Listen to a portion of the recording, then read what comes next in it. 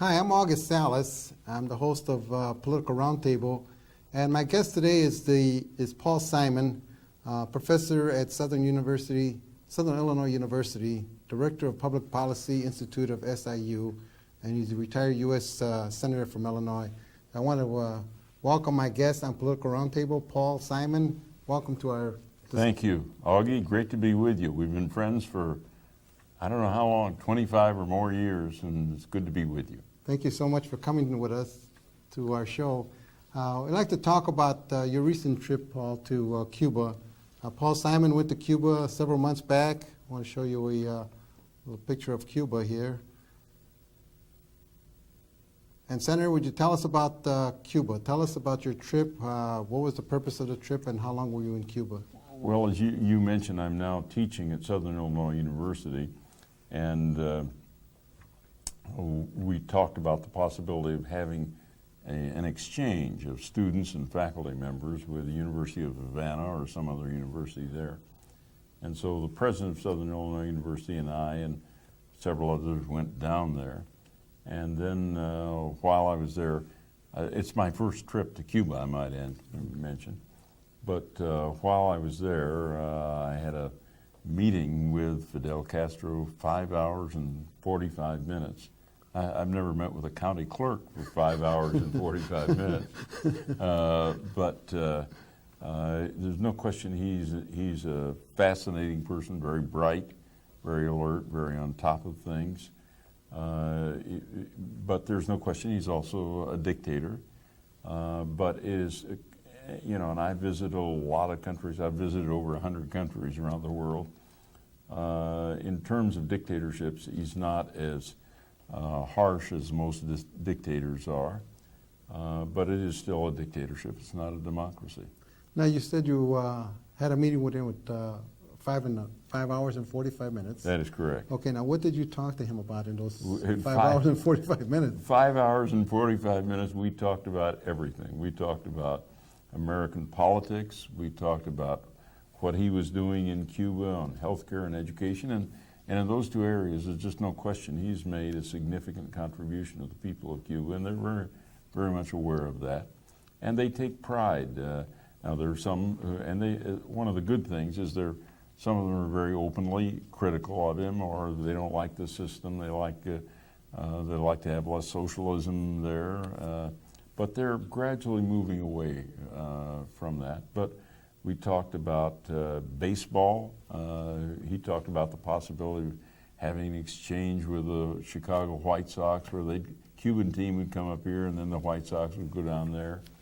Of course, in 5 hours and 45 minutes, you can talk about everything. He wanted to talk about the books I had written, and he asked me which is my favorite book, and I said that's like asking which is my favorite child.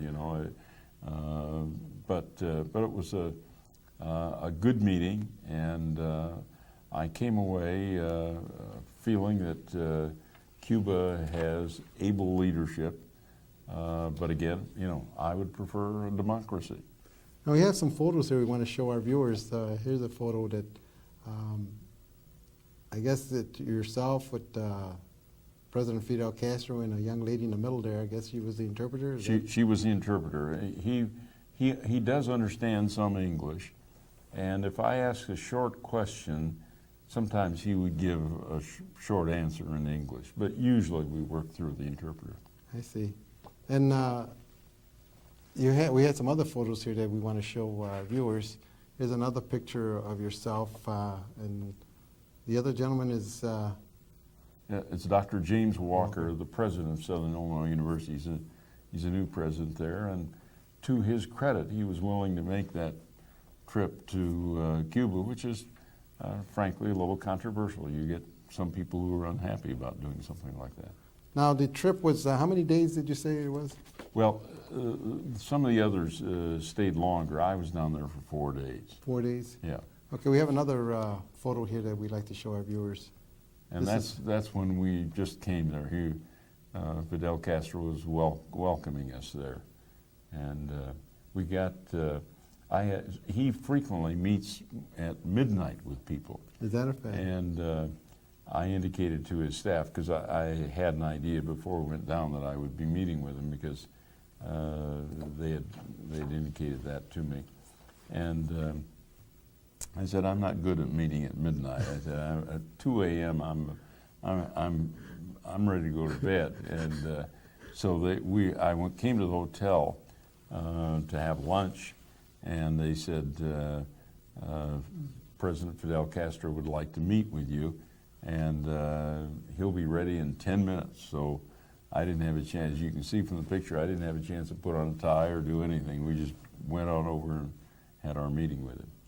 Now, Paul, let's talk about the issue of the embargo on Cuba. Tell us about your position. Tell us what it's about. Tell us when it started, actually, and why. Well, it started with the idea that the embargo would, and what we mean by an embargo is we don't trade with Cuba. And obviously the United States is, or had been, the #1 trading partner, because we're just 90 miles from Cuba, the Florida coast. And the aim was to topple Castro. Well, Castro has been in power 42 years now. We've had 9 presidents of the United States. It obviously just isn't working. And today now, Secretary of State Colin Powell and President Bush are talking about taking off the embargo against Iraq, against Saddam Hussein, and except for military weapons. And Fidel Castro is, as I said, he's not a promoter of democracy, but he is sure a long way from being a Saddam Hussein. He's not really a threat to our country. He's not a threat at all. Has not invaded any other country. They have freedom of religion. You know, you have priests in the Roman Catholic Church that are tied to the Vatican. You have Baptist churches tied to American Baptist leadership. And yet we recognize China, we recognize North Korea, we recognize Vietnam. You know, you start going through these lists of countries with dictatorships that are much harsher than Castro. And an embargo works only when all the nations, or virtually all the nations, work on it. It worked in South Africa because Western Europe, the United States, countries of Africa, all of us had the economic boycott, the embargo on South Africa. In the case of Cuba, there is no other country in the world that joins us in this embargo. In fact, there are only 2 countries in the world where it's illegal for citizens to travel to Cuba unless you do it as part of an educational mission or something like that. Now, those 2 nations are North Korea and the United States of America. My own belief is that part of freedom of speech and the freedom that Americans ought to have is we ought to be able to travel anywhere as long as there isn't a safety question involved. And so I think we ought to be able to travel to Iraq and Iran and all kinds of places where there are controversies, but we went through the same thing with the Soviet Union, you'll recall, Augie. There were those who said, let's boycott the Soviet Union, let's not trade with them, let's not have exchanges. And some of us said, the way to change them is to have exchanges, to have trade. And fortunately, we went out and communism, as we knew it in the old Soviet Union, is dead. Now, this embargo, Paul, what I understand is you're saying it doesn't work? It doesn't work. It hurts Cuba and it hurts the United States. Mm-hmm. We have the cars in Cuba. The American cars are 57 Fords, Chevrolets, and Studebakers. Your younger viewers here won't even know what I'm talking about when I talk about a Studebaker. Right. But the new cars are Japanese, Korean, German, French, Swedish. Mm-hmm. The tour buses, all made in Germany and Sweden. The new hotels being built down there, they're Swiss, they're Japanese, they're other countries. You don't find any Hyatts or Hiltons. We're not making any money down there. American farmers aren't able to sell our food products down there. So what would change, how can this U.S. policy be changed, Paul? It can be changed if enough citizens contact their senators, their House members. And for those of you in Illinois, that means contacting Senator Dick Durbin, Senator Peter Fitzgerald, saying, why don't we stop this crazy embargo? It just really doesn't make any sense. And contact your House member. This is one of those things where clearly there ought to be bipartisan agreement that we ought to be exchanging, and if we want to change Cuba and not just have an emotional binge, we ought to be lifting that embargo. We ought to, if instead of trying to stop Americans from going down there, we were encourage 200,000 more American tourists every year, I think we'd bring about much more change than we're doing with our present policy. Well, Paul, you know, there's a lot of Cubans in Miami and all over the country that would oppose this No idea question of about it. lifting the embargo. How do you see their attitude or their sentiment changing? How can that happen? Well, I would say my impression of the Cuban American community, and I'm sure there may be a few who are watching this program Sure. who differ with what I have to say. The older Cuban Americans tend to believe that we should continue to boycott Castro and have the embargo. The younger Cuban Americans have a very different, much more realistic attitude. Some of those who want to have that embargo are hoping to get their property back or other things, and of course they've already been able under American tax laws to write their losses off. So I don't think you're going to get much more than that. I know it's a very emotional issue with the Cuban. Just no question. It's a very emotional issue, and but basically it's a handful of people, particularly in Florida, who are dictating American policy, and that just doesn't make sense. Do you think the policy would change under the George W. Bush presidency? Well, that's one of the things that Fidel Castro and I talked about. I said I thought it was unlikely to change in the next 2 years because the president's brother, Jeb Bush, is running for re-election in Florida. Right. So I think the political reality is a complete change is not likely. But if we were to modify it a little and say Americans can travel to Cuba freely, that would help. You know, there are intermediate steps that we could take that I think most people recognize would really make sense. Now, Paul, when you went to Cuba and you bought things, did you buy with American money or Cuban money? American money, and they want that American money down there. But you're limited. You're limited to bringing back 2 boxes of cigars and 2 bottles of, I think it's rum. I forget what. It's terrible. I'm not I drink wine at dinner and that's about it. But so we, you know, I brought back 2 boxes of cigars and I'm not a cigar smoker, but I gave one to my son and who does enjoy a cigar, and gave another to another friend. So American money is used. Oh, no question about it. And they're eager for it. And a lot of Americans, you know, you go to Cuba, you go to Mexico and then go to Cuba, you go to Jamaica and then go to Cuba, you go to Canada and then go to Cuba. And so far as I know, no one has ever been prosecuted for doing that. Are you technically violating the law? Yes. But everyone who wants to go to Cuba, if you're willing to spend that extra money, you do it. And of course, we help then Mexican Airlines, Canadian Airlines, we help others, but not American Airlines that could be making some money on it.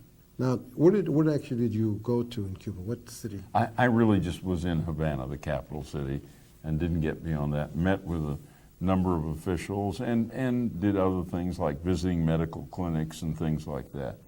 But I didn't get a chance to go around the island, and one of these days I want to go back and I want to do that. Now, Fidel, He's been in power for 42 years. 42 years, and it's not likely that the U.S. policy is going to change. It isn't going to change. In fact, our policy really encourages Fidel Castro. I have the feeling, and I may be completely wrong on this, that he's not that unhappy with our policy, simply because his people, even people who don't like the governmental system they have, they're proud of Fidel Castro for standing up to the big bully United States. I see. Now, what was your impression of the economy there? Is it the economy? It's hurting. There's just no question about it. But he has given some basic protections, and you also have to give him credit in terms of health care and education. He has really lifted Cuba, but they are hurting because for a long time they got a lot of aid from the Soviet Union. Correct. And now when the Soviet Union collapsed, that aid ended. And so they are getting a little aid from Russia and from some other countries, but they're really building up the tourism industry. And you can, it is a fascinating place to visit. You have the beaches, but you also have old Havana. The only comparison I can make to some of your viewers will know about old San Juan, Puerto Rico. It's a little bit like old San Juan. Now, are the people there, so you're saying that they somewhat accept the system that they're living under right now? Well, there are a lot of them who would like some changes, and they talk about it openly. It's another indication that it's not that harsh a dictatorship. One of the ways I judge democracies is if I go into a country and they have pictures of the leader, whoever that is, all over the place, then you know it's a pretty severe dictatorship. Dominant, yeah. But in Cuba, there are a lot of pictures of Che Guevara and Jose Marti, who's one of the sort of the George Washington of Cuba, but not very many pictures of Fidel Castro. And people, for example, you can in Cuba, you can be a foreign correspondent for an American newspaper and write things that are critical of Castro, and you can get by with that. But you can't write for a Cuban newspaper, the same kind of thing. So again, it's not a democracy. Now, Fidel Castro, when we talked about this, and obviously he and I didn't agree on everything, but he said, well, we do polling among our people to see what they want, and well, polling is fine, but that's not the same as electing your government officials freely. Now, you mentioned that there's freedom of religion in a Yes. sense. Is there freedom of the press? There's It's not limited. freedom of the press, no. Freedom of assembly? Well, they do have, when you talk about assembly, they do have a parliament. And it's interesting, democracy has spread enough, so even I was in North Korea some years ago. Senator Frank Murkowski, a Republican senator from Alaska, and I were landed in the first American plane to land in North Korea since 1942. And even North Korea has a parliament, and they have a parliament in Cuba, but there is no question who sets policy. It's not the parliament. Not the parliament. It's the same in Cuba then. Yeah. Fidel is the total power. When I say the total power, obviously he shares that some with others, but his fingerprints are on just about everything down there. Let me ask you this, Paul. I know it's on the mind of a lot of people. What's going to happen after Castro? What do you think would happen? People who hope that after Castro there will be a sudden shift, I think, misunderstand the country. The two people that they talk about most as being successors, well, really three. One is Fidel's brother, who is their defense minister. And I think most people would view that as kind of an interim thing. The second is the president of their assembly down there, who's really the number 3 person in government. And then one who is not a national person, but the person who is the governor of the Havana district, and who incidentally is African